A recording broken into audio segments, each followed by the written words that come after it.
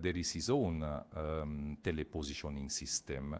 Then finally we have the farthest orbit, which is the 36,000 kilometers, so we are well beyond the Van Allen belt, where usually one orbit of the satellite coincides with a rotation of the Earth.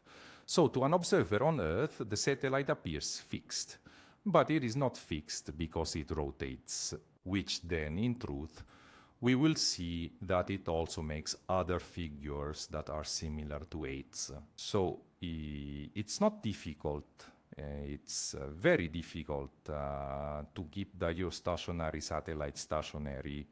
And then there is an international body called the International Telecommunication Union, the so-called ITU, that assigns to the countries of the world the so-called box where the satellite must be placed for the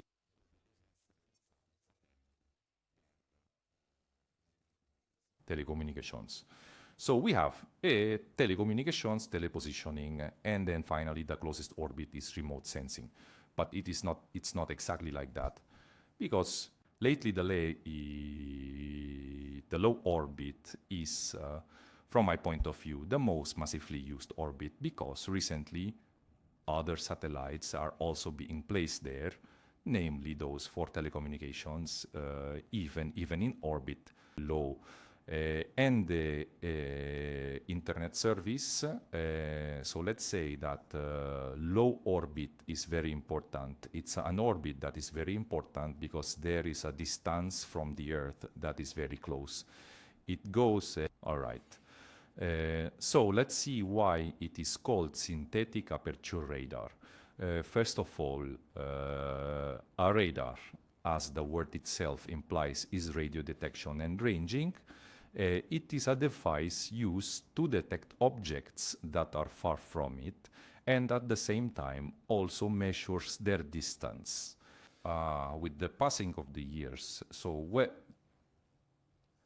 we say that this equipment was thought to be able to be realized at the beginning of the century, because it was thought, well, then we can use electromagnetic waves to understand if there is something in front of us. For example, it was definitely needed by sailors, and after the sinking of the Titanic, it was essential for ships to have radar on board, because it is important.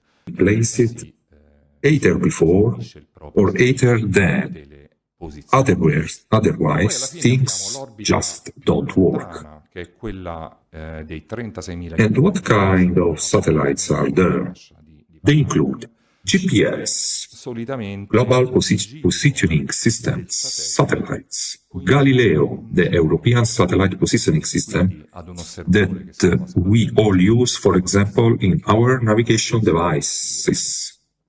Then there's GLONASS and many other, basically every major geopolitical blocks builds its own satellite positioning system.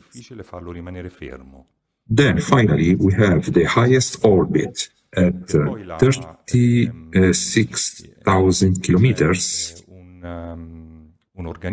well behind the Van Allen belts. Che assegna ai paesi in the orbit satellites la scatola dove deve essere piazzato il satellite per revolution around the Earth perfectly matches the Earth's rotation. So, to an observer on the ground, the satellite appears to remain fixed. Perché ultimamente l'orbita bassa è, dal mio punto di vista, l'orbita in the space. Massivamente impiegata perché ultimamente. But it's not actually fixed because it's always moving. In fact, as we'll see later, it also traces patterns that look like figure 8s, so keeping a geostationary satellite perfectly still actually quite difficult. And then there's an international organization called the International Telecommunication Union, or ITU, which assigns each country a specific slot in space where their telecommunication satellites must be placed. So we have telecommunication satellite positioning and finally the closest orbit uses for remote sensing, but actually is not that simple. Lately, in my opinion, low Earth orbit has become the most heavily used orbit, because recently even telecommunication satellites have been placed there, especially for low orbit internet service. So let's say that low Earth orbit is extremely important because of its proximity to Earth. All right. Now let's take a look at why it's called synthetic aperture radar.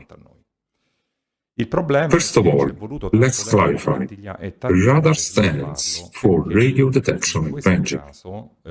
It's a device used to detect objects that are far away and at the same time measure their distance.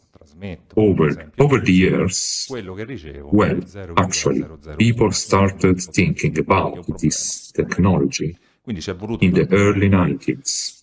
Scientists wondered, can we use electromagnetic waves to determine if something is in front of us?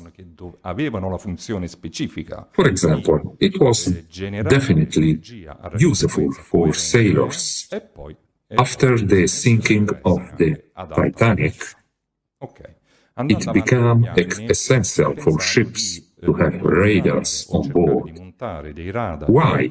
Because when navigating in fog or bad weather, having the radar tuned on